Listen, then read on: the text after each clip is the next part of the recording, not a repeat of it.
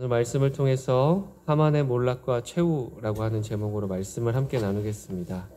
또 하루를 시작하며 하나님 말씀 앞에 결단하고 하나님이 주시는 힘과 능력으로 또 오늘 하루를 살아내리라 그 마음으로 나오신 모든 성도님들을 진심으로 환영하고 축복합니다.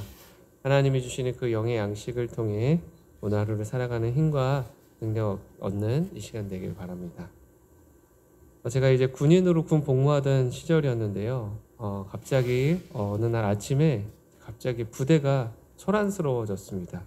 왜 그러냐 보니까 이제 사단장님이 근처를 지나가시다가 갑작스럽게 내가 방문을 여기에 하겠다 이렇게 알려온 것입니다. 그래서 대부분의 사단장급의 상관이 부대를 방문하면 내부는요 혼비백산이 됩니다. 미처 정돈하지 못했던 것들을 치워야 되고요. 또 이리저리 옮겨야 될 것들이 많이 생기다 보니까 손발이 바빠지게 되는 겁니다. 또 부대에 오고 가는 모든 병사들은요 자기 부대에 들어가서 쥐죽은 듯이 대기해야만 합니다. 혹여나 이 권력자의 눈에 걸리적거리는 게 생길까봐, 문제가 생길까봐 사람도 또 물건도 다 보이지 않는 곳에 치워두는 겁니다. 그러다가 이제 사단장이 지나다니면서 마음에 안 드는 것을 이제 지적할 때가 있었는데요. 그렇게 되면 그 권력자의 말에 순종해서 그 물건이 사라지기도 하고요. 그 사람이 다른 데로 옮겨지기도 하는 것을 보게 되었습니다. 이처럼 산을 옮기라고 하면 그 신용이라도 내야 되고, 또 나는 새를 잡으라고 하면 떨어뜨리기 위해 흉내라도 내야 하는 그런 모습입니다. 왜 그렇습니까? 그가 권력을 가지고 있기 때문입니다. 또 권력에 복종해야 하는 그 구조 안에 놓여 있기 때문에 그렇습니다. 지휘관이어서가 아니라 권력, 곧 힘에 대한 복종인 것이죠. 이처럼 많은 사람이 힘과 권력을 갖고 싶어 합니다. 그 이유가 무엇입니까? 내가 할 수 있는 것들이 더 많아지기 때문입니다. 사람도 군대도 원하는 대로 움직일 수 있게 하는 그러한 능력이 생긴다고 믿기 때문입니다. 오늘 말씀에 등장하는 하만 역시요 이와 같았습니다. 왕의 옆에서 왕을 보자 하면서 이미 충분히 많은 권력을 누리게 되었음에도 불구하고 더 큰 권력을 얻고 싶어 했습니다. 이 왕을 제외하면요 그 누구보다도 높은 위치에 있었고 막대한 부도, 아름다운 가정도 모두가 부러워할 만한 인생을 살고 있었지만 사람의 욕심은 끝이 없다라고 했던가요? 그 권력에 대한 끝없는 욕심으로 인해서 더 높은 곳을 향해 나아가고자 했다라는 겁니다. 그리고 그의 생각대로 모든 것이 계획대로 잘 이루어지는 것처럼 보였습니다. 그러나 하나님께서 하만의 삶에 개입하시게 되자 삶이 이전과 같지 않은, 자신의 생각과 같지 않은 삶이 펼쳐지는 것을 보게 됩니다. 하만은요 아마도 공든탑은 절대 무너지지 않는다 이런 확신을 가지고 있던 삶을 사는 사람이었던 것 같습니다. 이처럼 사람이 쌓은 탑은요 언제든지 무너질 수 있습니다. 무너지는 것이 한순간일 수 있다라는 겁니다. 왜냐? 하나님이 그렇게 하기로 작정하셨다면 말입니다. 바벨탑도요 마찬가지였습니다. 하나님께서 만들라고 하신 탑이 아니라 사람들 스스로가 하나님 없이도 우리가 잘 살 수 있다, 하나님 계신 곳까지 도달할 수 있다, 이런 교만과 욕심의 마음으로 지어졌던 탑이었습니다. 창세기 11장 4절은요 이렇게 이야기합니다. 또 말하되 자 성읍과 탑을 건설하여 그 탑 꼭대기를 하늘에 닿게 하여 우리 이름을 내고 온 지면에 흩어짐을 면하자 하였더니, 무슨 의도입니까? 그들의 욕망이 하나님에 이르자, 하나님에게까지 이르자. 그래서 더 이상 하나님에게 좌지우지 되는 인생이 아니라 우리가 우리의 인생을 컨트롤할 수 있고 내가 내 생명을 컨트롤할 수 있는 그 자리까지 나아가기를 소망하며 이렇게 바벨탑을 쌓았다라는 겁니다. 그러나 그 결과가 무엇이었습니까? 창세기 11장 8절은 이렇게 말합니다. 여호와께서 거기서 그들을 온 지면에 흩으셨으므로 그 도시를 건설하기를 그쳤더라. 온 지면에 흩으셨더라. 도시 건설하기를 그치게 하셨더라 말씀합니다. 그렇습니다. 여러분, 사람이 노력으로, 이 개인적인 사람의 어떠한 노력으로 쌓아 올린 탑은 결국 무너지기 마련입니다. 개인의 욕심과 욕망으로 가득 채워져 있는 탑이기 때문입니다. 때때로 하나님을 위하지 않고 하나님의 방법을 따르지 않고도 잘 되는 사람들의 모습을 보게 됩니다. 선하신 의도와 뜻이 아니라 악한 마음과 행동을 일삼으며 오직 개인의 이득을 위해 어떤 일도 마다하지 않는 사람들을 보게 됩니다. 그들의 잘됨을 보며 믿는 자들이지만 때로는 부러워지는 그 순간도 있습니다. 또 하나님을 향해 원망하게 될 때도 있습니다. 나는 이렇게 정직하게 잘 사는데, 신실하게 하나님만 따르며 잘 살고 있는데 이렇게 믿음을 가지고 사는 나보다는 오히려 저 악한 마음과 개인적인 욕망으로 가득 찬 사람들이 더 잘 사는 것처럼 보일 때가 있다라는 겁니다.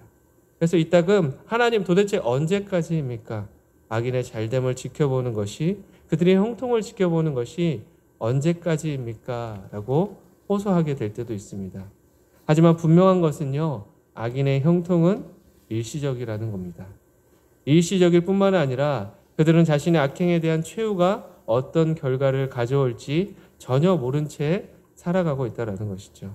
그것이 영원한 형통을 가져다 줄 것처럼 그렇게 믿고 살아가는 겁니다. 그러나 그러한 일들은요, 하나님 앞에 심판받는 자리에 서게 한다라는 사실을 그들은 알지 못하고 있습니다. 하나님을 아는 지혜가 없을 뿐만 아니라 악한 죄가 자신을 갉아먹고 자신의 생명 또한 잃게 만드는 그런 어려움에 처하게 만드는 일이라는 사실을 전혀 인지하지 못하고 있다는 겁니다. 그러다 오늘 말씀을 통해 보게 되는 하만의 최후는 어떠합니까? 7장 9절과 10절 말씀을 함께 읽어보겠습니다. 시작. 왕을 모신 내시 중에 하르보나가 왕에게 아뢰되 왕을 위하여 충선된 말로 고발한 모르드게를 달고자 하여 하만이 높이가 50규빗 되는 나비를 준비하였는데 이제 그 나무가 하만의 집에 섰나이다. 왕이 이르되 하만을 그 나무에 달라 하매 모르드게를 매달려고 한 나무에 하만을 다니 왕의 노가 그치니라. 아멘. 하만이 생각했던 자신의 최후는요, 더 높은 곳에서 왕과 같은 자리에 앉는 것이었습니다. 더 큰 권력을 누리면서요, 자신의 마음대로 할 수 있는 권한을 누리는 것이었습니다. 그러나 이제는요, 가장 높은 장대 위에 자신이 매달리게 될 운명이 되었습니다. 가장 높은 곳에 오르고자 했지만 가장 높은 장대에서 자신의 최후를 맞이하게 되었다라는 것이죠. 어떻게 해서든 가장 높은 권력 옆에 붙어 있기만 하면 인생이 잘 풀릴 것이라고 생각했습니다. 그 권력을 손에 쥐기만 하면 내 인생에 더 이상 문제가 없을 것이다 라고 생각했습니다. 이것이 나에게 평안한 인생을 가져다 주고 행복한 인생을 가져다 주어서 그것들을 날마다 영위하는 삶을 살 것이라고 생각했습니다. 그러나 그가 마주한 것은 누군가를 죽이기 위해 준비한 장대에, 가장 높은 장대에 자신이 매달리는 것이었고 죽음이었다라는 것이죠. 여러분, 악행은요, 결국 더 큰 악을 만들어낼 뿐이지 더 최악을 향해서 달려가는 것이지 더 좋은 최후를 위해 달려가는 일이 아님을 하만을 통해서 보게 됩니다. 그토록 자신만만했던 하만이 이제 어떠한 마음을 갖게 되냐면 6절 말씀에서는 이렇게 이야기합니다. 에스더가 이르되 대적과 원수는 그 악한 하만이니이다 하니 하만이 왕과 왕후 앞에서 두려워하거늘. 악한 마음과 행동은요, 결국 두려움을 유발할 뿐입니다. 또 죽음을 바라보게 할 뿐입니다. 왜냐하면 감춰두었던 자신의 추악한 모습들이 세상 가운데 언젠가 떠벌려지게 되기 때문입니다.